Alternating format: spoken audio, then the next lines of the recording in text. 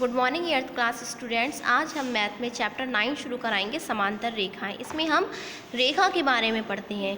Question number first है, हमारी दी हुई रेखा AB से 5 सेंटीमीटर की दूरी पर AB के समांतर एक रेखा खींची। अब समांतर रेखाएं कैसी होती है, जैसे AB और CD है, ये आपस में समांतर रेखाएं और बीच में 5 सेंटीमीटर ये दूरी दे रखी है। तो हमने 5 सेंटीमीटर इसमें दूरी ले ली और हमने दो समांतर रेखाएं खींच ली। आपस में समांतर रेखाओं के जो कोण होते हैं वो 90 डिग्री के भी होते हैं।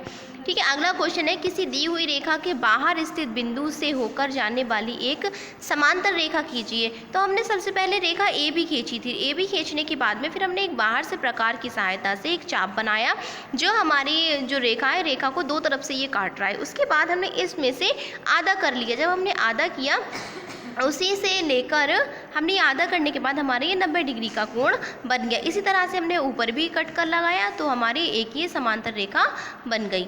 अगला क्वेश्चन है हमारा, पार्श्व चित्र में L और M दो समांतर रेखाएं तथा T एक तिर्यक रेखा है।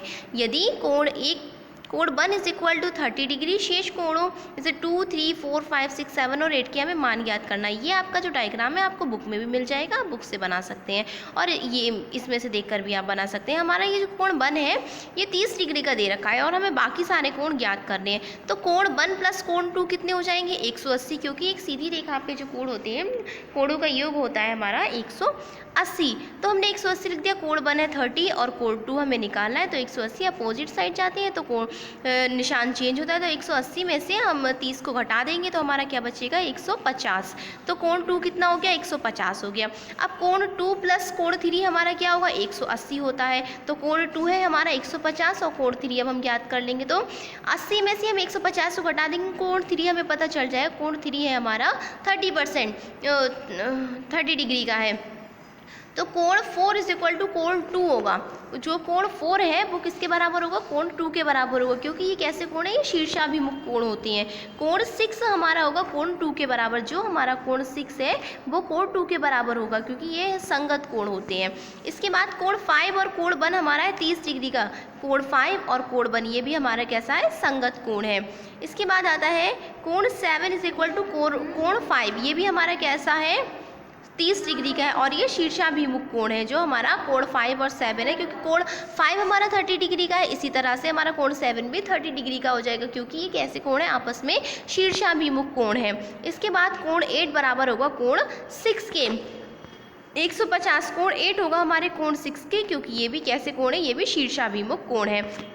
तो हमें पता चल गया कोण 1 इज इक्वल टू कोण 3 और कोण 5 इज इक्वल टू कोण 7। इन सब का मान क्या है? 30 और कोण 2 इज इक्वल टू कोण 4, कोण 6, कोण 8 कितने की है? 150 डिग्री का है। अगला क्वेश्चन है, पार्श्व चित्र में ABC एक त्रिभुज है। ABC एक त्रिभुज है तथा BD भुजा किसके? AC के समांतर है। जो BD है वो किसके समांतर है? AC के समांतर है।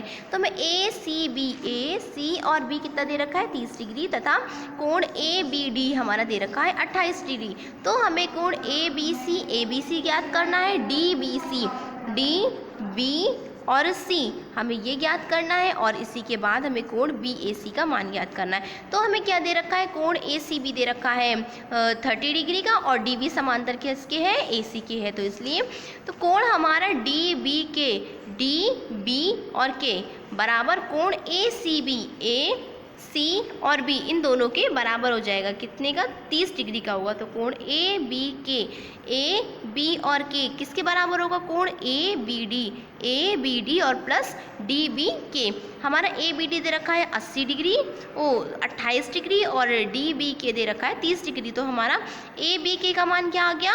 58 डिग्री। तो वही कोण व अंतः कोणों को हम योग कर लेते हैं। वही कोण यानी कि जो बाहर के कोण है O और जो अंदर के कोण है O, इन दोनों को अगर हम जोड़ लेंगे तो हमारा निकल आएगा। हम देखते हैं कोण ABK बराबर कोण BAC प्लस कोण BCA। ABK है हमारा 58 डिग्री का और BAC हमें ज्ञात करना है और BCA है हमारा 30 डिग्री का। तो हम BAC को एक साइड में ले आएंगे और नंबर्स को एक साइड में ले आएंगे। तो 58 में से हम माइनस करेंगे 30 को, तो हमारा आ जाएगा BAC 28 डिग्री का। अब त्रिभुज के अंतः कोणों का योग कितना होता है? 180 डिग्री होता है अंतः कोण। ये हमारे ABC BCA और CAB, ठीक है। इन तीनों का हमारा होगा टोटल 180। तो BAC प्लस ACB और ABC इनका मान है 180। BAC हमारा दे रखा है 28 डिग्री, ACB 30 डिग्री और ABC हमें ज्ञात करना है। तो 30 और 28 को जोड़ेंगे हो जाएगा 58 और angle ABC is equal to 180। ABC में हम 180 में से 58 को जब घटा देंगे तो हमारा ABC का मान निकल आएगा 122। आप इसे अपनी कॉपी में नोट कर लें, कुछ नहीं समझ में आए तो आप मुझसे पूछ सकते हैं। Thank you.